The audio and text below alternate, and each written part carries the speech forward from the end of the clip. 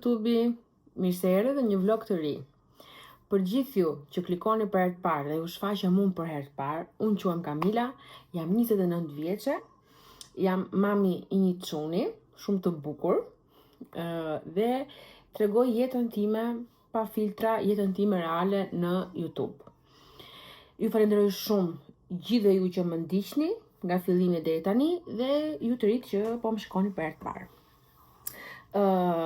Tani, unë ula këtu, sepse kisha qef t'ju tregoja pak për udhëtimin e fundit që bëm në Alberobello në Itali, që dje në darkë e vonë, ose më mirë ta quajmë sot në mëngjes kemi ardhur, sepse në orën 2 të natës kemi arrit në shtëpi, dhe me që postova dhe videon e Alberobellos, thash po flasim pak për atë event dhe për gjithë ju që keni mendu të shkoni, ose nuk dini ku të shkoni këtë periudhë, dhe doja t'ju tregoja disa idet mijat, disa eksperiencat tona që kalum aty dhe pse jo të shkoni ta vizitoni dhe ju, sepse ishte një vend shumë i veçantë. Ne vendosëm që këtë udhëtim ta bëjmë pak ndryshe nga udhëtimet e tjera. Tham që një rrugë ta bëni me tragjet dhe një rrugë, domethënë kthimin ta bëni me avion, por që u bëm pak pishman, me thënë drejtën, sepse do ishte më mirë që edhe kthimin ta bëni me tragjet. Po nejse, iku tani ai muhabet. E di pse them më mirë me tragjet, sepse kur fluturimet me avion janë orë të vona, dhe kur je me fëmijë të vegjël me vete, ashtu i torturon, i lodh jashtë mase shumë. Sado që ky ishte një udhëtim shumë i shkurtër, një fluturim jashtë mase i shkurtër, as gjysore nuk zjati, diku tek 29 minuta zjati si fluturim, po ishte orari shumë i keq, se ne u nisëm në 12:20 të natës, më duket, dhe ato 2 orët që duhet pesesh atje, ndërkohë që fëmia do të flej gjumë, janë një çik të vështira. Po nejse, ndërsa rrugën që bëm me tragjet e shihum shumë, u kënaqem shumë, sepse ndetëm aty te ajo zona hollit gjatë natës, pastaj kur e pam që shkoi goxha vonë, shkum dhomë, fletëm gjumë, uji deti ishte shumë mirë dhe nuk është se patëm komplikacione ose që t'na zente trageti, që unë për shkak jam tip që më zen shumë, po shqyr Zotit nuk më zuri. Dhe kështu, ne u nisëm të premten në darkë nga Durrësi dhe arritëm atje të shtunën në mëngjes në Bari. Ndalum aty, morëm një makinë që na dha një miku jon dhe lëvizëm pak nëpër Bari, i ra që tani mëngjesin aty, bom ca xhiro dhe direkt morëm makinën, u nisëm për në Alberobello, po tek rruga midis Barit dhe Alberobellos kishim një destinacion që donim të ndalonim. Donim të shikonim grotte, më duket se u quante Grotte di Castellano, që mos ta ngatroj, ishte si tip shpelle dhe bom gjon më të mirë të mundshme që shkum aty, sepse ju betohem që është një nga mrekullit, një nga pamjet më të bukura që unë kam pa në jetën time, që nuk kam pa pak, shqyr Zotit kam udhëtu, kam pa, ma ka mundsu Zoti dhe jeta këtë gjë, po ajo ishte një gjë shumë e veçantë dhe për njerëzit që kanë qef të zbulojnë gjëra të reja, të shohin, të kenë në memorjet e veta gjëra të veçanta natyrore, unë ja u super sugjeroj. Ishte bileta, më duket, në mos gaboj, 26 euro personi, inshallah s'ma ngatrohem, 26 më duket se ishte, po jo më shumë se 30. Edhe nëse po gabon për 26, nuk ishte më shumë se 30. Dhe fëmijët, për shembull, mosha Odit ishte pa lek dhe mosha e çunit atyre miqve tonë ishte pa lek, ndërsa goca që është 10 vjeçe paguajti më duket gjysmën e biletës. Dhe vetëm se duhet mblidhni forcat para se të shkoni, sepse është një terren jo shumë i kollajt, se normale po hyn në një shpellë, Po duke mendu mrekullit që shifen atje dhe gjonat unike që do përjetoni atje, ja bën halla për Zotin, e merr dhe fëmin me vete, sepse është shumë bukur.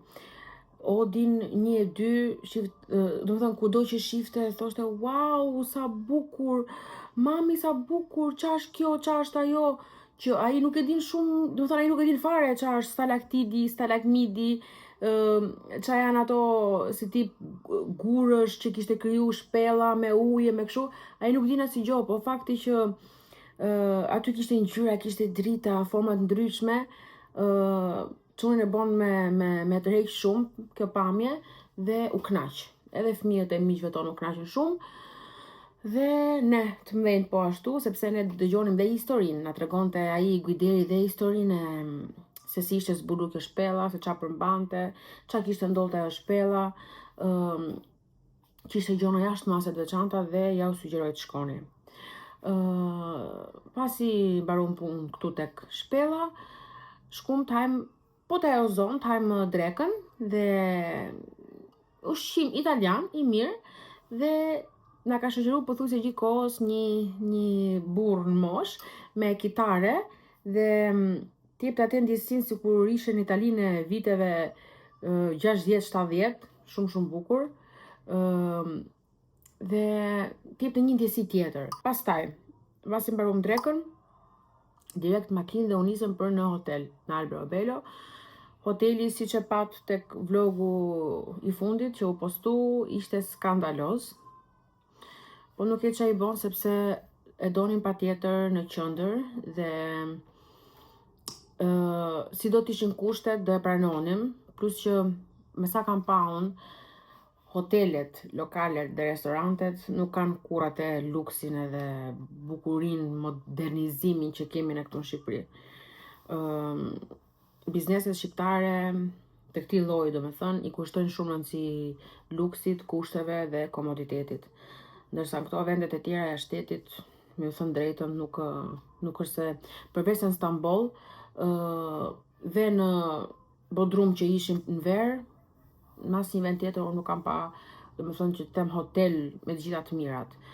Po me sa vum re ne Albero Bello, hotelet që ishin Albero Bello, sepse ne kontrollum shumë, jepnin shumë rëndësi vendit se ku ishin. Për shembull ne ishim në zemër të qytetit, kështu që normale që do kushtonte i çik, ishte 150 euro nata, kushtet skandaloze. Kur them kushtet, nuk e kam për ngrohtë ftohtë, pis pastër, e kam për mobiljet, për pamjen që kishte hoteli, kishte një aromë jo të mirë, nuk e di, s'kishte kushte, s'kishte shumë të mira, domethënë edhe mëngjesi që i kishim të përfshirë tek çmimi, mëngjesi ishte shumë kot, shumë thatë. Po gjithsesi ja bëm hallall, e thash edhe një herë, sepse ishim në qendër, ne sa zbrisnim nga hoteli, përballë kishim një lulishte të madhe me lodra për fëmijë dhe mbas 400-500 metrash ishim në zemër, mu në pikë të qytetit dhe paktën për këtë gjë ishim shumë të lumtur. Dolëm atë mbas ditët atë natë në Albero Bello, bëm foto, ngrëm darkën, shkum pim një vend koktejl, xhiro pafund, edhe pastaj para se të shkonim për në hotel, nxorëm prap fëmijët tek lodrat dhe bëm nani se po vdisnin për gjumë. Dhe pastaj të nesërmen, sa u zgjum, prap një xhiro të vogël në qytet, në Albero Bello, dhe morëm makinën, ikëm për në Safari Zoo, që ishte një kopër zoologjik, shumë i bukur. Madje gjithkohës ne grupi jon po thonim si nuk ka Shqipëria vetëm një të tillë. Vetëm një. Nuk po themi siç e ka bota në çdo qytet, po vetëm një të kemi. Do ishim shumë të lumtur, po se di se kur mund të ndodhi kjo gjë. Dhe ishte diku ka 40 minuta rrugë nga Albero Bello për në Safari Zoo. Kisha mundësinë që të shijoje kafshët, domethënë të shikoje dhe duke ecë, po dhe me makinë. Normale që ne zgjodhëm që vazhdonim ta bënim udhëtimin dhe të shijonim kafshët me makinë, sepse duke ecë kemi shku në shumë kopshte tjera zoologjik. dhe na u duk më interesante dhe gjë më e veçantë, dhe me vërtet shumë na doli. U kënaqëm shumë, na vinin ato drerët, strucat, do të thënë kafshët që u lejonin që na vinin afër. Vinin ke dritarja, i ushqeni me karrota, ndërsa zona rrezikshme që ishin tigri, luani, ariu, gorilla, e këto nuk na u lejonte të marrim dritarët hap, mbyllnin dritarët dhe u quante zonë rreziku ajo. Duhet të kalonim sa më shpejt aty. Po gjithsesi u kënaqem duke u pasur që unë i thash dhe i thoya edhe atyre që ishin me ne, po më duket vetja tamam si tek Madagaskar, sepse ato luanët që na vishin afër, elefantët e mëdhenj, gjirafat, domethënë ishte shumë bukur dhe u kënaqem shumë. Tani, ngjit me këtë Safari Zoo, ishte edhe një park shumë i madh lojrash, që tash unë e harrova emrin, që qa nuk kishte. Për fëmijët dhe për të rriturit, kishte lojra të ndryshme, aktivitete të ndryshme, restorante të mëdha, lokale, lojra uji, lojra me lartësi super të mëdha, dyqane me rroba, me kuklla, me qa nuk kishte. Jemi kënaq aq shumë sa që u ndjem edhe ne si fëmijë aty, jo vetëm fëmijët e tonë. Qeshin ato, qeshnim ne u gëzonim më shumë sepse u gëzonin ato.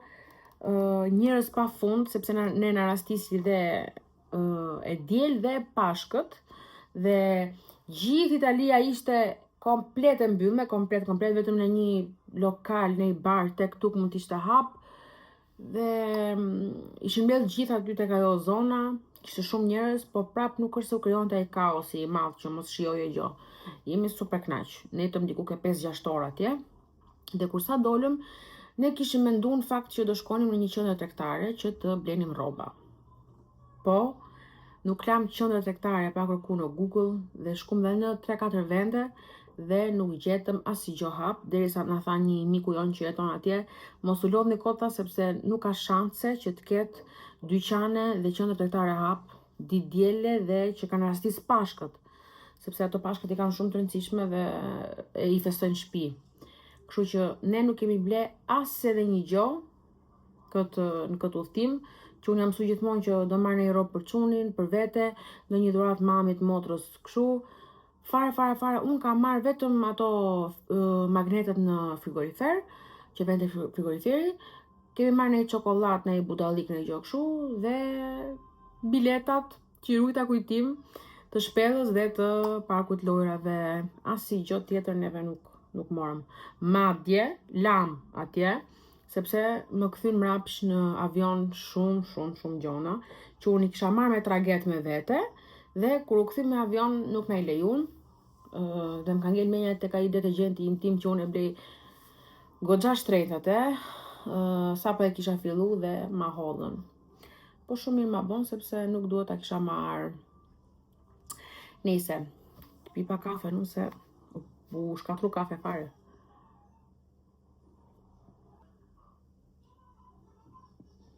Me pak fjalë, ishte një eksperiencë unike, një gjë shumë e veçantë që nuk e prisja. Me thënë drejtën e Zotit, kur prem biletat për në Alberobello, i kam prem vetëm atë idenë që ajtë më të shoh atë qytetin e bukur, që është çike veçantë.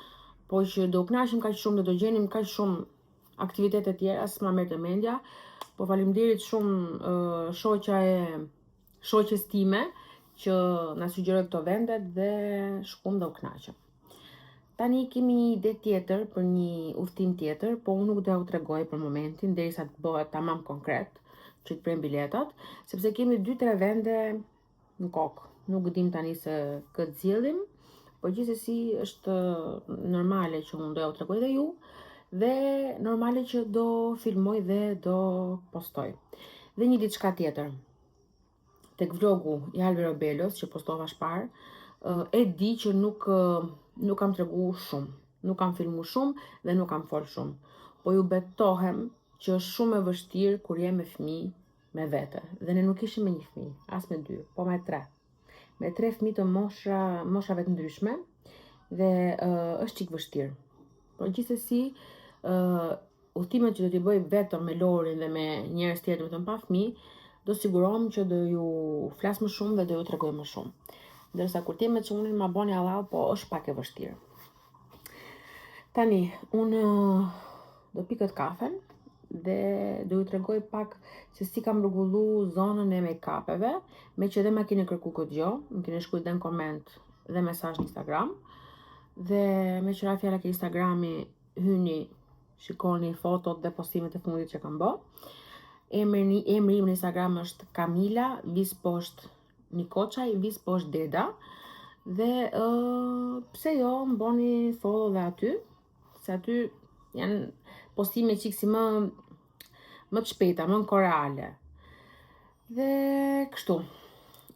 Do pi kafe dhe do ju tregoj pak zonën e make-upeve me që ma keni kërku.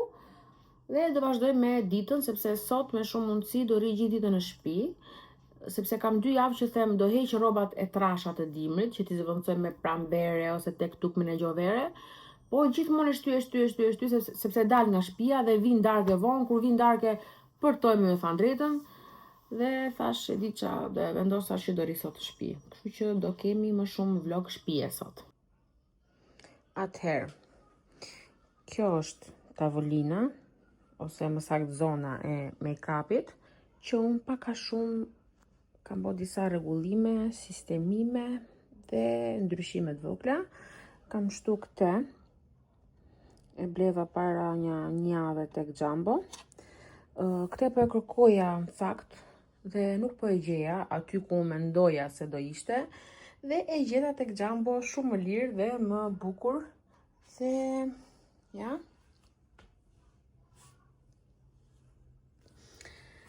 Është e pastër, e rregullt, dhe këtu kam vendos vetëm make-upet që unë përdor, sepse pjesën tjetër e kam tek garderoba. Kjo nuk është tavolinë shumë e madhe, dhe sotare nuk është shumë e madhe, nuk zen goxha. Prandaj i kam kalu shumicat ani, po ja, si duket. Nuk e di se si ju duket ju, po mu më pëlqen shumë, sepse bjen shumë bukur dhe drita nga jashtë. Këtë zonën e kam të preferuar time, ta largoj pak, ja. Kjo është zona ime e preferuar tek dhoma, sepse duket dhe ky muri, letra murale, dhe dritarja, dhe krijon atë këndin perfekt. Tani që t'ja u tregoj pak më afër dhe pak më qartë, unë do largoj këtë pasqyrën, ta vej diku, dhe të vazhdoj t'ju shpjegoj pak a shumë se si kam mendu t'i vendos, dhe se si më duken mu më kollaj për t'i gjetë, që t'i kem para syve. Kjo zona këtu është zona e furçave. Në përgjithësi nuk është si përdor gjitha, por që thash t'i kem, nuk lëviza shumë. Shumicën e këtyne i kam falë, se kjo ka qenë një set shumë e madh, po këto mendoj se janë ato që do më duhen. Kam vendos 2 paleta këtu, 2 paleta të vogla, sepse paletat e mëdha ju thash i kam vendos tek pjesa tjetër e garderobës. Këto janë ato që përdor më shumë, dhe paleta që kam këtu brenda që është e Hudës, është dhe një Wet n Wild që e përdor, dhe i kam vendos t'i kem tu për kollaj. Kjo zona tjetër, jo, në fakt tu kam dhe disa lapsa të zi, sysh, vetullash, ka disa penela në formë lapsi, që i lash këtu sepse nuk kisha vend në zona tjera, po mund t'i vendos dhe këtu, për shembull ja këto të vetullave mund t'i vendos këtu, se merri tani ideja, dhe kjo për vetulla është, dhe ja.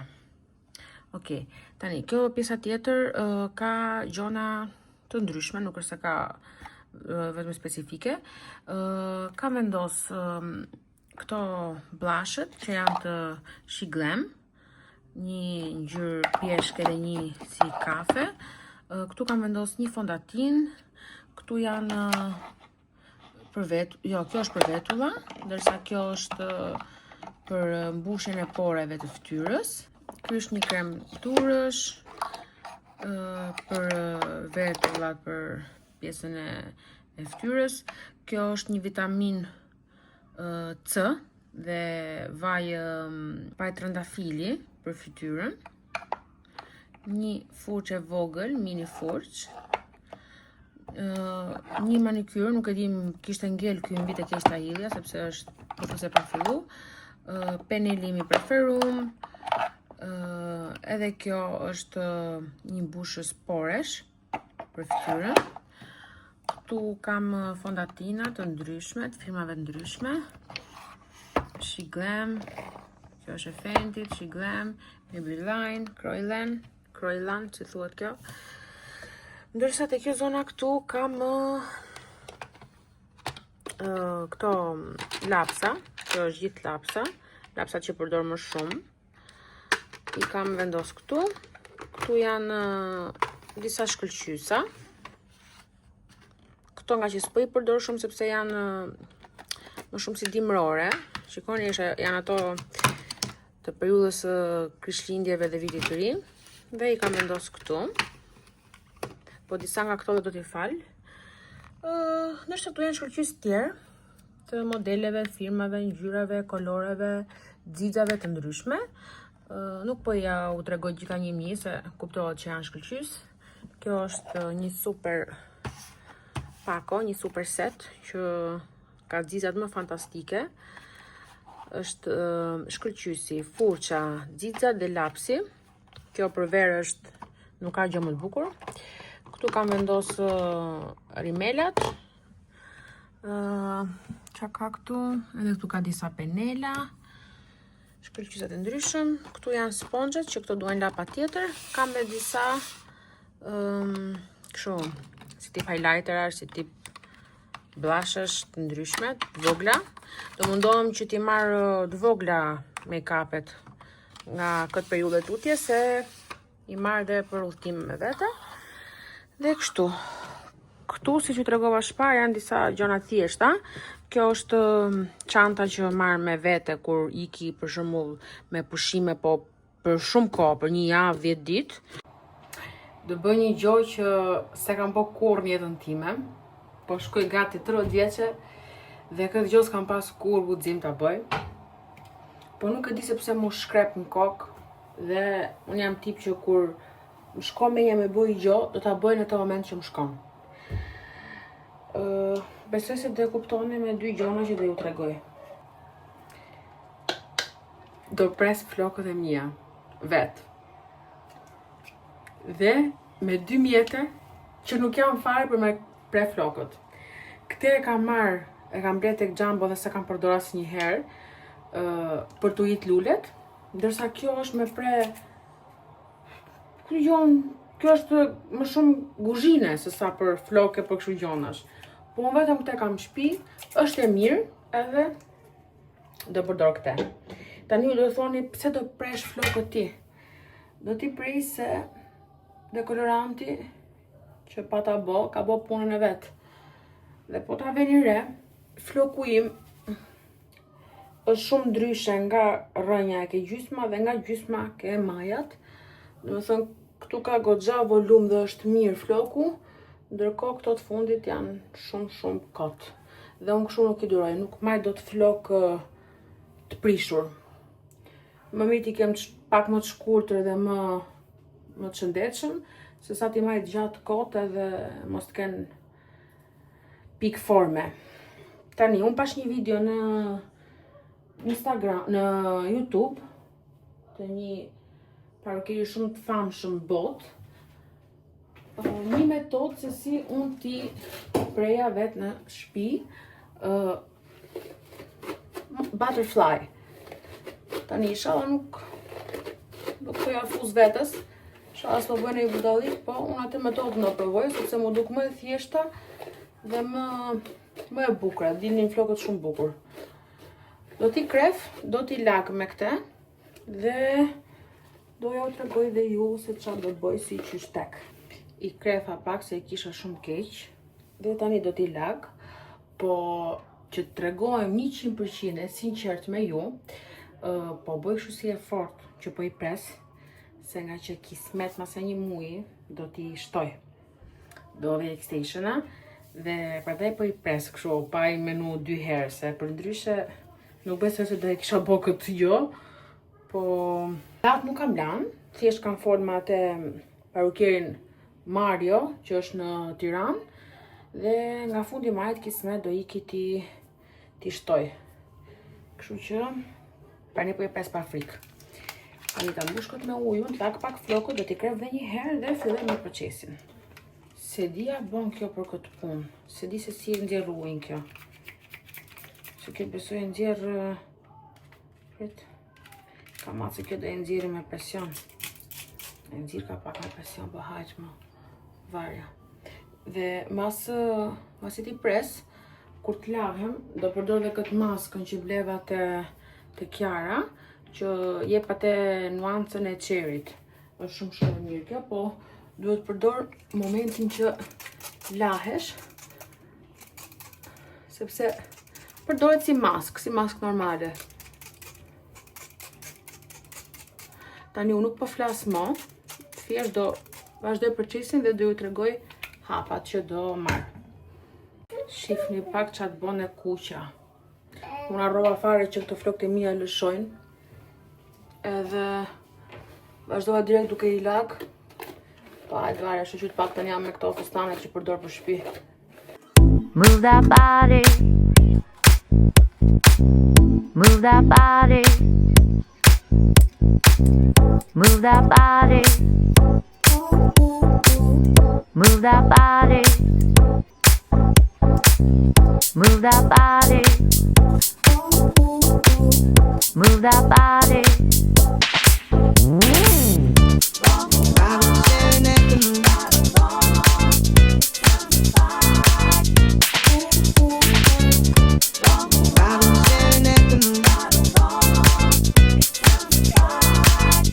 Tani nuk e di si do ngjajnë t'lame dhe t'thame, po kështu t'lagura po më pëlqekan shumë. Për zotin po më pëlqekan shumë dhe ore janë pre perfekt, shife forma. Dhe që tani mori floku jetë. Shife, që kam nona këse punën. Ja.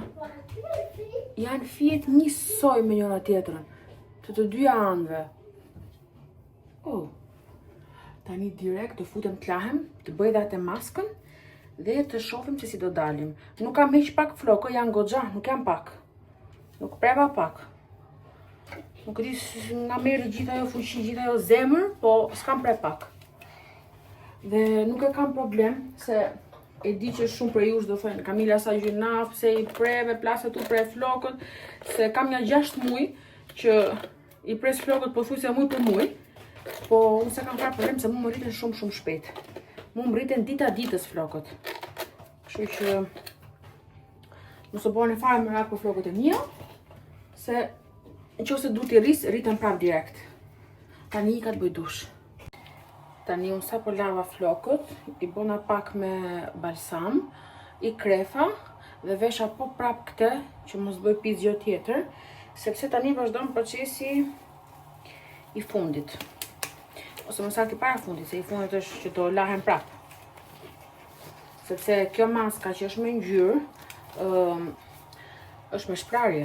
Kiara më tha, futu tha, bë dush, do më thënë la flokët me shampon tate normale dhe me balsam dhe dil tha, thaj pak me peshqir dhe pastaj boj me këte. Kjo është maska, sepse është mask, me ngjyrë. Do më thënë ka dhe efekt zbutës hidratus floku, ka dhe ngjyrën. Ta provojmë tani.